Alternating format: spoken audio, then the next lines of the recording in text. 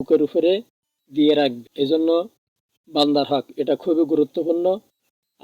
সবাই এই বিষয়ে খুব খেয়াল রাখবো, কারণ আমার দ্বারা কেউ যেন কষ্ট না, কেউ যদি এই মন মানসিকতা নিয়ে চলে, আমার দ্বারা কেউ যেন কষ্ট না হয়, আমি এমনভাবে চলবো, তাহলে তার ইমানের অর্ধেক এখানেই পরিপূর্ণ হয়ে যাবে। তো আমরা সবাই আমাদের জীবনে চলার পথে যত ভুল ত্রুটি হয়েছে, যার সাথে আমি অন্যায় করেছি, তার কাছ থেকে যেভাবেই হোক দুনিয়া থেকে মাফ করাতে হবে, যেভাবেই হোক। কারণ আখেরাতে সে মাফ করে দেবে তার কোনো গ্যারান্টি নেই, মাফ করবে না। আখেরাতে যাওয়ার পরে সবাই চাবে যে আমি কিভাবে পার হয়ে যাব, নফসি নফসি বলবে যে আমি কিভাবে মুক্তি পাবো। ওইখানে কে মামা কে খালু এটা কিন্তু দেখার সময় পাবেন। ইয়াউমা ইয়াফিরুল মারউ মিন আখিহি ওয়া উম্মিহি ওয়া আবিহি ওয়া সাহিবাতিহি ওয়া বানিহি। সেদিন সন্তান পিতার থেকে আলাদা হয়ে যাবে, মার থেকে আলাদা হয়ে যাবে, তার নিজের সন্তান থেকে তার পিতা আলাদা হয়ে যাবে, সে তার স্ত্রী থেকে আলাদা হয়ে যাবে। সুতরাং সেদিন এমন অবস্থা হবে, সেই অবস্থায় কেউ কারো পাশে থাকবে না। এজন্য আমার আমল, আমার আখেরাত আমাকেই তৈরি করে নিতে হবে দুনিয়া থেকে।